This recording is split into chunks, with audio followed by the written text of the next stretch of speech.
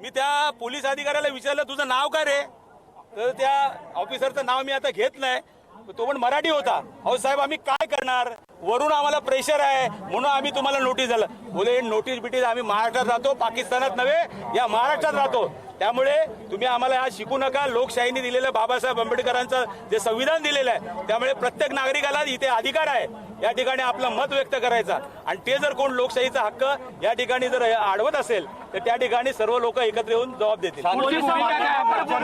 भूमिका काय आहे मला असं वाटतं या ठिकाणी महाराष्ट्र एकीकरण समिती या भाईंदरमध्ये काम करते त्यांच्या नेतृत्वाखाली या ठिकाणी मोर्चा होता आणि त्या ठिकाणी शिवसेना असेल, त्यानंतर मनसे असेल, इतर सर्व मला वाटतं या मीरा भाईंदर मधले आज तुम्ही सर्व जाती धर्माचे लोक सुद्धा या ठिकाणी आले. आणि असं असताना शांततेच्या मार्गाने या ठिकाणी मोर्चा होणार होता, परंतु जाणून बुजून या ठिकाणी शक्ती प्रदर्शन जे काही त्यांना भीती वाटली आणि म्हणून या सर्व सत्ताधारी मंडळांनी जाणून बुजून या ठिकाणी हे प्रयत्न केलेला आहे. मला असं वाटतं पोलिसांना दोष देऊन उपयोग नाही. पोलिसांना त्या ठिकाणी सांगितलं गेलं होतं की या ठिकाणी कुठल्याही परिस्थितीमध्ये हा मोर्चा निघाला नाही पाहिजे.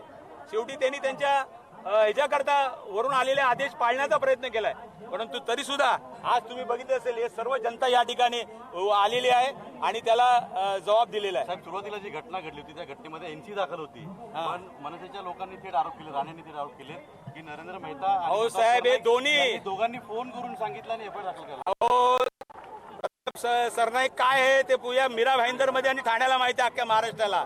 आणि नरेंद्र मेहता काय आहे ते पण माहिती आहे. हे सर्व मिलीजुली यांची भगत आहे आणि जाणून बुजून या ठिकाणी मराठी माणसाला डिवसण्याचा प्रयत्न या ठिकाणी केलेला आहे. व्यापार आम्ही चालून देणार नाही, व्यापार इथे होऊन देणार नाही. अरे कोण आहे हे, कोण आहे?